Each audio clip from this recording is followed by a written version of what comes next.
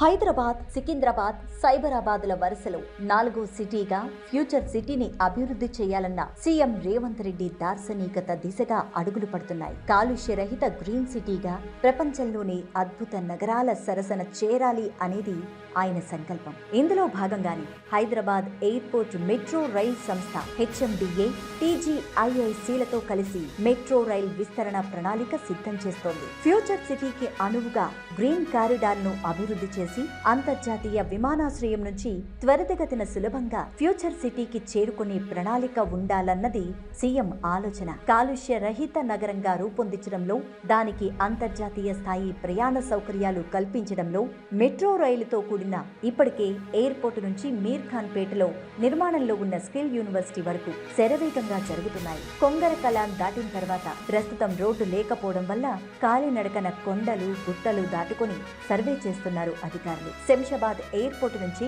Future సిటీకి వెళ్లే metro మార్గం దాదాపుగా 40 కిలోమీటర్లు ఉంటుంది. అది ఎయిర్పోర్ట్ టెర్మినల్ నుంచి మొదలై కొత్తగా ఏర్పరచబోయే మెట్రో రైల్ డిపో పక్క నుంచి ఎయిర్పోర్ట్ సరిహద్దు గోడ వెంబడి ఎలివేటెడ్ మార్గంగా మన్సాన్ పల్లి రోడ్డు గుండా 5 కిలోమీటర్లు ముందుకు సాగాక పెద్ద గోల్కొండ ORR ఎగ్జిట్ కి చేరుతుంది. ముఖ్యమంత్రి సూచనలకు అనుగుణంగా 2 మెట్రో స్టేషన్లను అత్యంత ఆకర్షణీయంగా అభివృద్ధి చేయబోతున్నారు. పెద్ద గోల్కొండ ORR ఎగ్జిట్ నుంచి తుక్కుగూడ ఎగ్జిట్ మీదుగా రావిర్యాల్ ఎగ్జిట్ వరకు దాదాపుగా ఈ మెట్రో మార్గాన్ని ఎలివేటెడ్ మెట్రో మార్గంగా తక్కువ ఎత్తులో నిర్మాణం జరపబోతున్నారు. కొంగరకలాన్, లేమూర్, తిమ్మాపూర్, రాచలూరు, గుమ్మడవెల్లి, మీర్ ఖాన్ పేట వరకు HMDA వారు 100 మీటర్లు అంటే 328 అడుగులు వెడల్పు నిర్మించే గ్రీన్ ఫీల్డ్ రహదారి మధ్యలో 22 మీటర్లు అంటే 72 అడుగులు మెట్రో రైల్ కి కేటాయించబడింది. ఈ కేటాయించబడిన రోడ్డు మధ్య స్థలంలో మెట్రో కారిడార్ ఎట్ గ్రేడ్ మెట్రోగా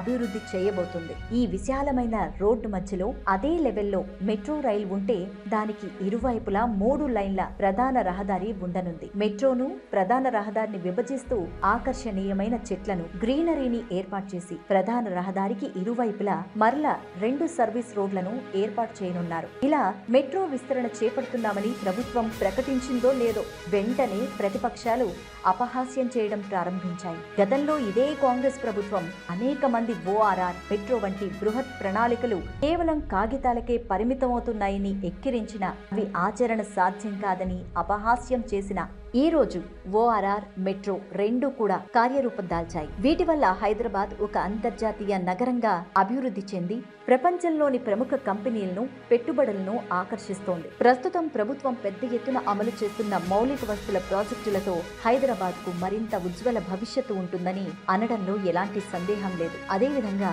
ఈ ప్రణాళికలను కూడా ప్రభుత్వ దార్శనికతతో కార్యరూపం దాల్చేలాగా సీఎం రేవంత్ పనిచేస్తున్నారు. నార్త్ సిటీలోని మేడ్చల్, శామీర్పేట్ కారిడార్లతో పాటు ఈ ఫ్యూచర్ సిటీ మెట్రో కారిడార్ రాష్ట్ర ప్రభుత్వ ఆమోదంతో కేంద్ర ప్రభుత్వానికి సమర్పించనున్నారు అధికారులు.